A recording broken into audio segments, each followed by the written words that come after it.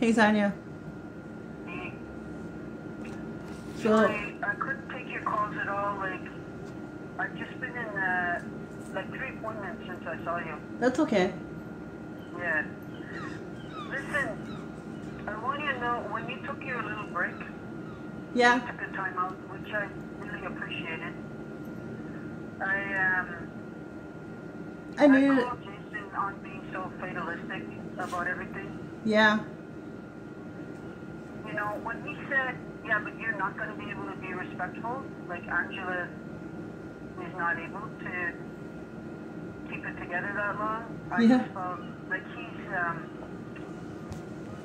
predetermining the outcome.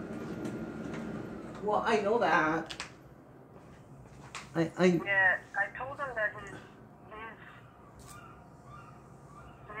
attitude,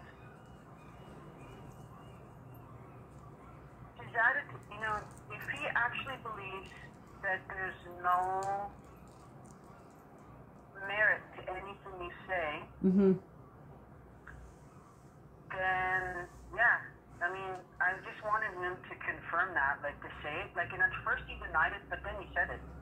He basically said, I felt like he was more honest than he had been.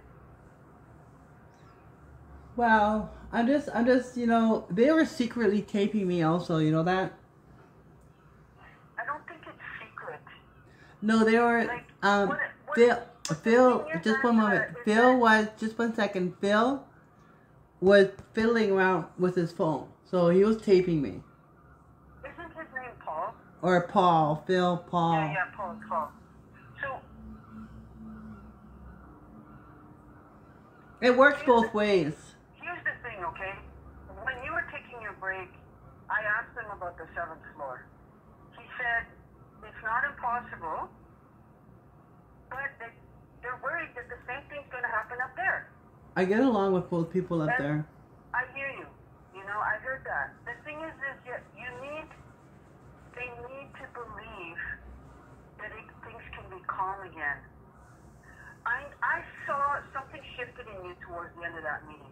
I saw the way you were looking at me. I thought, you're looking at me like, oh, this is already predetermined. Like, these guys are just going to evict me. Yeah. But, Angela, you have to believe me. Like, yes, eventually it will get to that if things don't change. But you have to believe me, it's still within your control to change that. They want the videoing to stop, the uploading to the YouTube. I honestly believe, because I asked them, like, is that stuff serious? The other stuff, you know? The other things that they mention are not as serious. The videotaping, it's the videotaping and then posting it on YouTube and bad-mouthing, like, the staff and the agency. Well, see, when I was trying to call him on that he emailed me, okay? He'd never emailed me on the incident that what they're doing, and basically he's saying that they're not doing anything to me. No, I think that, yes, I think that is what we pushed him to admit. So, if I understood him correctly, he said he did investigate, like in the sense that he goes and he talks to them, and they deny it, and he doesn't feel like he can do more than that, because the tape, any videotape that they take has no voice.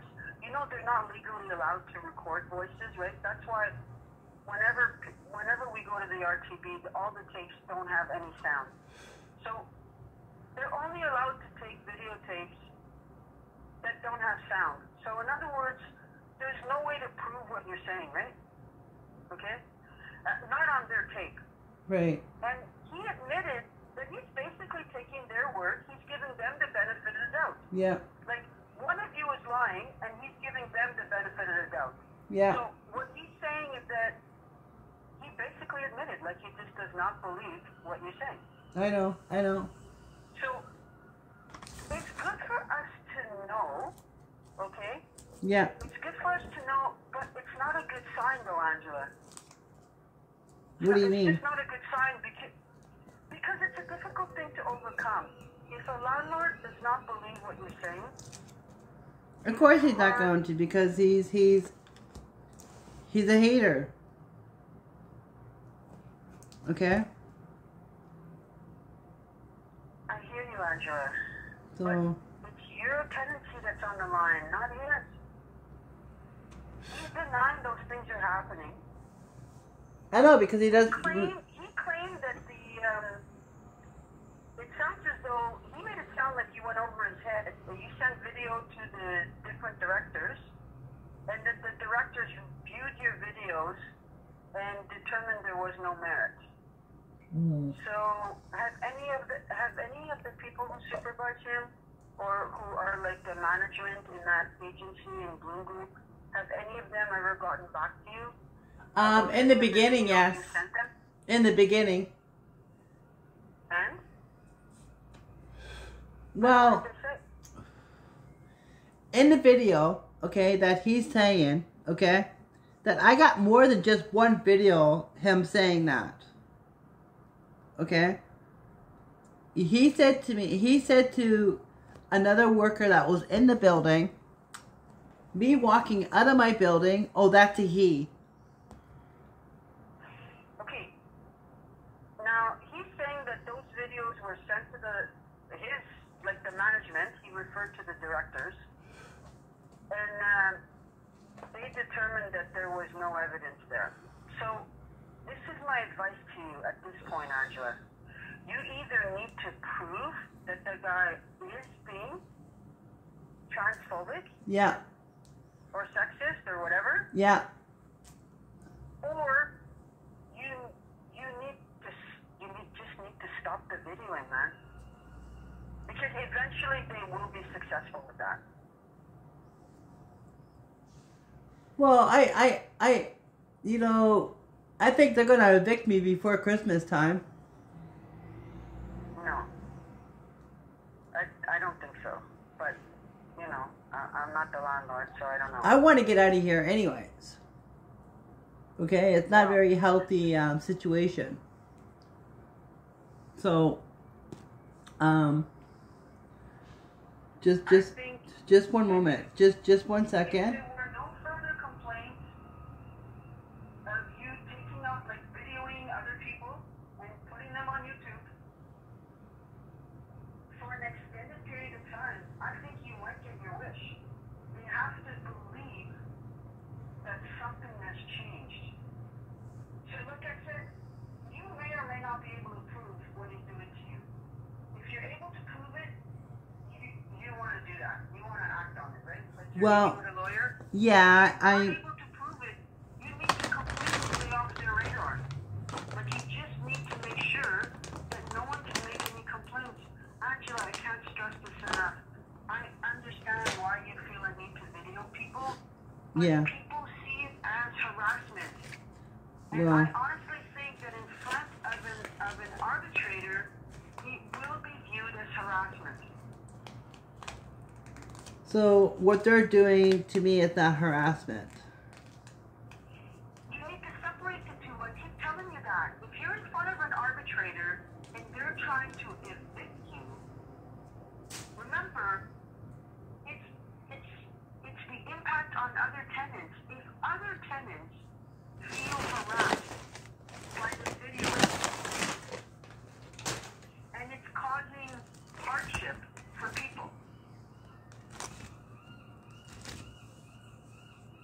that is what the arbitrator, if you're taking the landlord to court, then they're going to be on the hot seat. But if you're being evicted, it's not them on the hot seat, it's you. So all I'm saying is, the arbitrator doesn't look at that. They look at what are you doing that, if anything, the arbitrator's job is to determine whether whatever it is the landlord is saying you're doing is enough to be evicted. And what I'm worried about is posting videos of your neighbors on YouTube. That is considered defamation and harassment. Okay, I'll stop that then. And it's easy for them to prove, right? Well, So I'm just saying, you just, like I said, you either charge ahead and make your case, and then he'll have to back down, or... well, how do I do that then? How do I do that then? Take him to arbitration? No, not arbitration. Human rights is not an arbitration. That's what I'm saying. They're two separate things. Human rights is a completely separate tribunal, completely separate complaint mechanism. Yeah. So you need to meet with that clinic, like it's called the Equality Clinic. You know, the one at the Wellness Center. Yeah, they haven't replied back yet. Yeah, everything is slow right now. But you need to talk to a lawyer, get some advice about whether you have enough evidence to move forward. Yeah. I'm talking to a retired lawyer in a couple of weeks. Okay. Doesn't really matter who it is. Right. You just need, because if you're not able to make that case, you need to just back off completely. Yeah. Because what I heard him say today, once he started talking about racism, I'm just warning you. Racism, I wanted to hear more about that because I want to know what they're preparing to say. But he said he just got that complaint, right? I don't know how he's going to Well, do it. it's the He just got it yesterday, and he's saying that it also applies to him. So all I'm warning you, Angela, is if the landlord can make a compelling case against you that you're acting in a way that's racist towards staff or racist towards some of the tenants, if they're able to make a strong case around that, like it's totally evictable. Yeah. That's the kind of thing. You don't have to lift a finger for those kinds of accusations to really harm you. well, I'm not being racist. No, but what I'm saying is if the landlord can make that case, Well, that's what he was saying today. I'm just saying that these Other people tenants, or don't whoever like he me. was talking about, he mentioned some people, some other program. I don't know if they're tenants or they're just volunteers in the building. But he made a reference to how they were saying that you were making racist comments, or I don't know. No. All right. I don't know how they're gonna prove that because I'm not. I don't either. I'm just concerned. You know, again, it's a new accusation, and that is it's a powerful accusation. Arbitrators,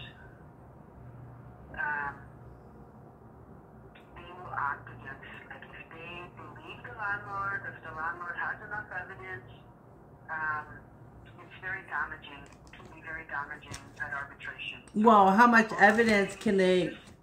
How can I avoid that then? Just avoid saying whatever. I don't know what you were saying to those people. People misinterpret, Angela? I know.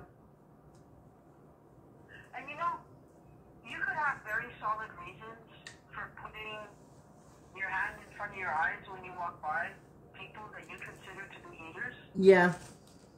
It's just that if that person feels like they're part of a discriminated minority, Well, you're part of a discriminated group because of being trans.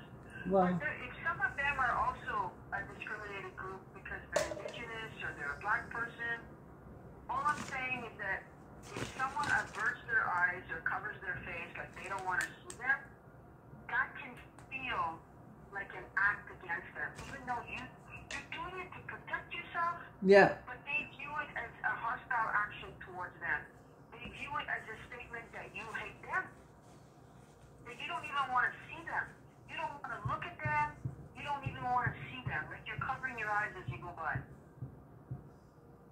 So what do I do? Pretend to like them? No, don't. You don't need to pretend you like them.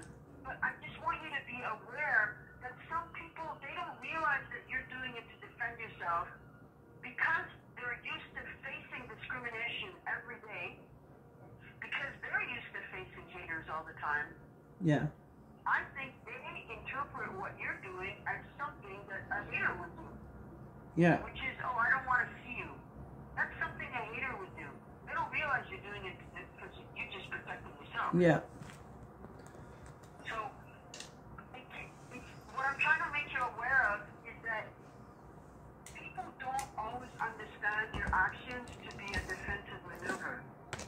Some people are interpreting what you're doing as a hostile or aggressive or even a discriminatory. Of course, because I'm an intersex woman and I have no defense.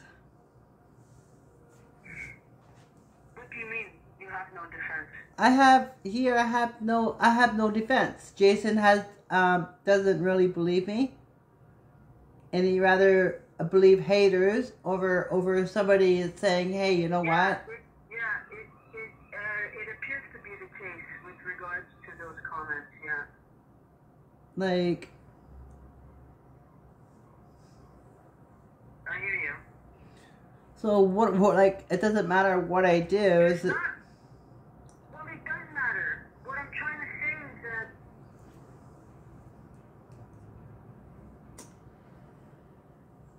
it's true that it's hard if someone decides that they don't believe you. It is hard to counter that, okay? I was quite upset, but I pushed him to admit to that because he needs to be upfront about it. And what he was saying is that he does not believe you. So there's not much you can do to change his mind about whether or not to believe you. But there's a lot that you can do to minimize people's perception of you as engaging in behavior that they view as hostile or aggressive or discriminatory. So,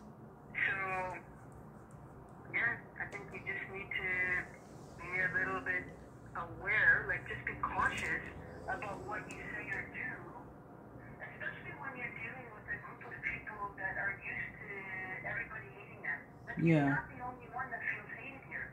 Yeah. Jason, as a person of color, is used to people saying hateful things to him, and so are any indigenous tenants or volunteers. They're used to having haters. Well, see, when Jason first worked here, we got along. That's what he said. When we took his words, he said, we got along fine for the first few months. And then, this is what he said, okay? He said, then when I received a complaint, I brought up the complaint to Angela, and then everything changed. No, he That's what he changed. said. He said that once he brought that complaint to your attention, What complaint? it would have been whatever. The first complaint from another tenant. He came to you with a complaint from another tenant, and after that, he said that after that, you guys, like, you saw him as the enemy.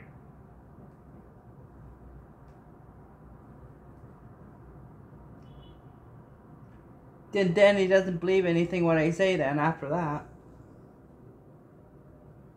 Yeah, it sounds like that's the situation right now. And that's because he doesn't believe what you're saying about him. So he's going to say, well, if I don't believe what you're saying about me, how can I believe what you're saying about other people? So he's going by his own, you know, he doesn't see himself as doing anything negative to you. So, you know, there's not much we can do about people's perceptions of their own behavior. Yeah. Angela. Yeah. We can't, we can't change people's mind. I'm just urging you to be, like, super careful and, yeah, basically. Low key. I'm just gonna try low key. If somebody wants in the door, I'll let them in the door first. Thank you very much. Have a good day. Take care. Okay, bye. No. Hi. Yeah. I'll just reverse psychology on them, right? Like, I try to be as nice as possible to people. I think people respond smile than a criticism, right? Yeah. So hopefully Jason will be better behaved as well after today's meeting.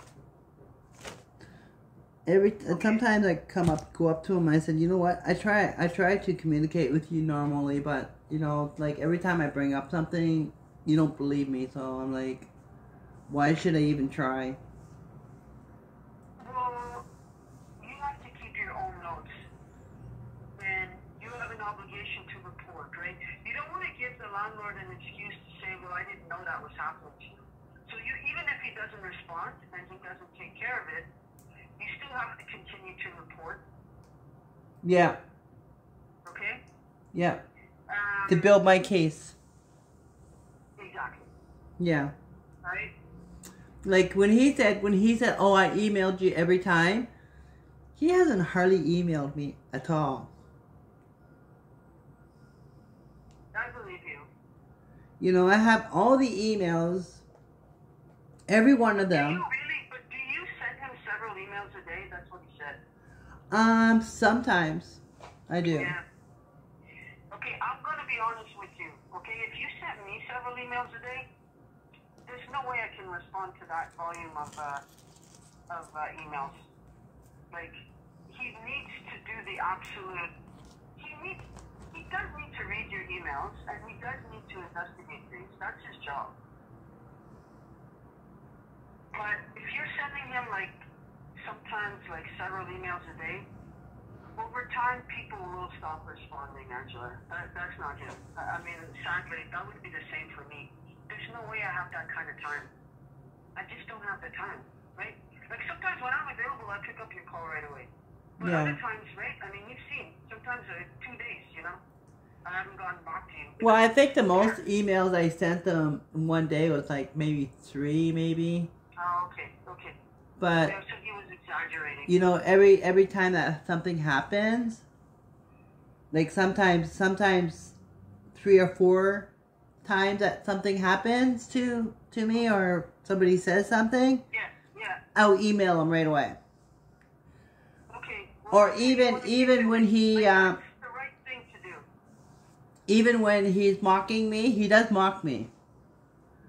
Okay, he's gonna deny that, but But he showed his true feelings today.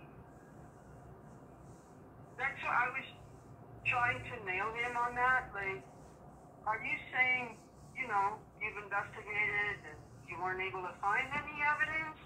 Or you've investigated and you've made a determination that there's no truth to the complaint, like your complaint, right? Right.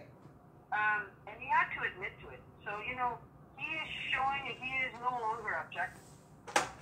What do you mean? He is no longer. Means that you don't prejudge the situation. Right? You don't make a predetermination. You don't assume that, oh, this person's lying every time. No, I'm not. No, but what I'm saying is, when I'm saying prejudging, that's what I'm saying. He's prejudging. In other words, every time you say something, feel like he needs to investigate because he's already decided, he's prejudged, already made a determination before investigating that there's nothing to what you're saying. Like that's not happening. Yeah, like that native guy who physically touched me. He did physically touch me. Anyone denied that, but he's saying that you're instigating it, right? I made a note of those words. Well, how am I I was just trying to get out the door. I hear you. Right. I'm just saying that he is showing. When I say he's no longer objective, is that he's got a bias against you. Yeah. Now. So, situation. One of you has to go in the door. One of you has to come in. He right away assumed that person could have gone first, rather than you. You could have gone first. Yeah. He could have. He could have been a gentleman and moved, right? Exactly. Right, but he wasn't a gentleman. He was an asshole, and he physically touched me. But trying to say is that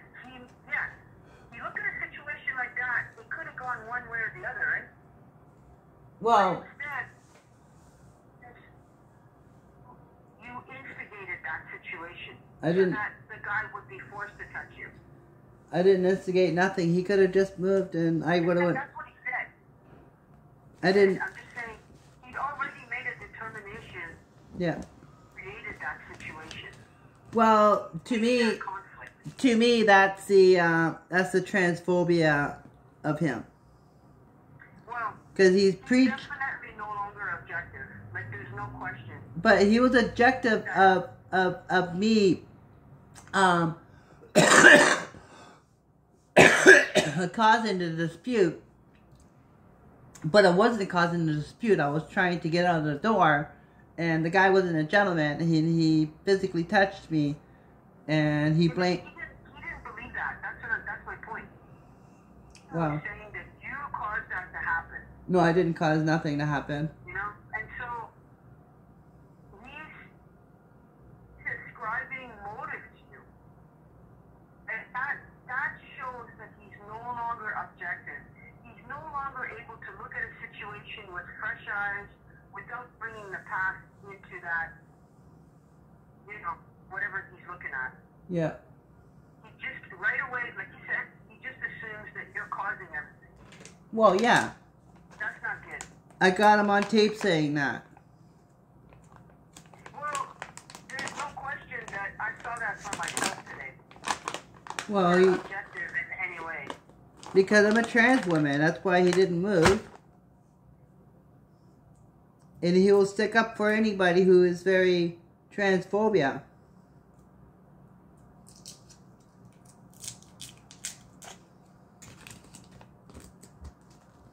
He needs to be objective as a manager, though.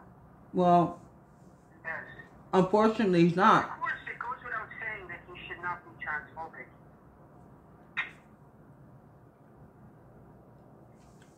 I just proved my point.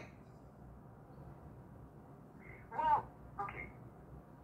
Trying to say is that I've seen for myself that he's no longer objective, bias. I haven't seen Jason or observed Jason to treat you or to say things that are transphobic. Okay, not in front of me. But he is showing himself like, supposed to be objective and he's not objective. He's showing complete bias. Well, what's bias then? Sorry? What is bias? That he, before about he prejudges. This is a situation before he's even looked at all the facts. He has already made a determination that whatever, if there's a bad thing that happened, you caused it. Right. And that shows bias. It means that he's assuming the worst about you, rather than he's not giving you the benefit of the doubt to the other tenants. Well, I also... Landlords should not be like that. They should not be biased. Well, that's my case right there. You know, he's biased against me, and he shouldn't be. And the manager on the 3rd floor, okay, is also biased because I got him on tape this summer of saying the reason why people blame you is because I'm different. Okay? And that's being biased. That's a weird thing to say. That's a weird thing to say. Well, you know, I was the Blade Runner gentleman, right? I used to water his garden all summer long, okay? And I was doing good with the garden, and he appreciated it. But one day he came up to me and said that, stop watering my garden, you're racist. And also, he said also that,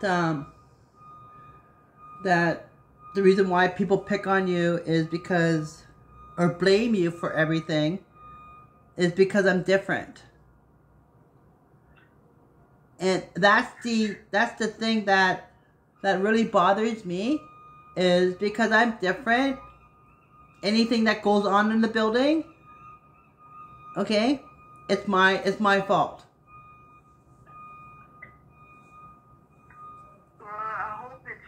I hope not that bad. They were not, in today's meeting, I did not get a sense that they were blaming everything that's going on in the building on you.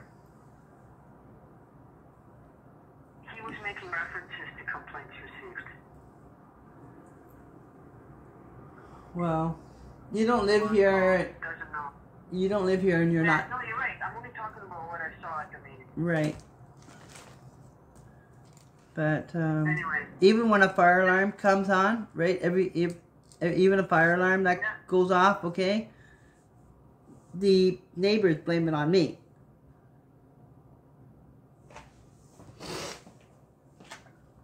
Yeah, but that's a really easy thing for a landlord to investigate. I mean, if you caught the fire, it's pretty obvious.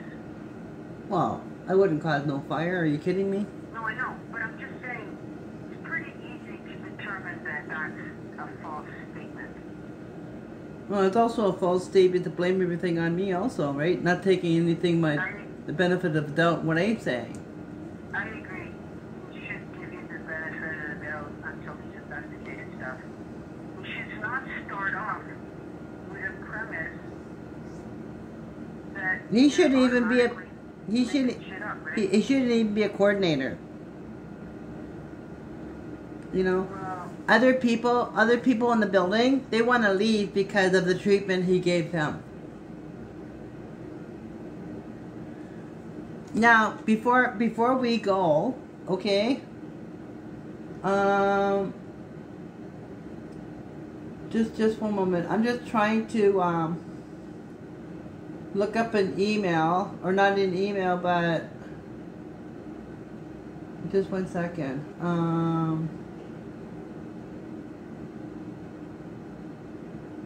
You know where the Highland House is? Not the Highland House, but it's an apartment. what's it called? It's in the West End. Just 1 second. I'm just 1 moment. I'm just, she sent me it. One of the ladies that I helped getting off of hard drugs. Yeah? Just Shit, I gotta get the door. okay, that's fine. Let you go. Send me a text if there's anything. Okay. Thank you. Bye bye.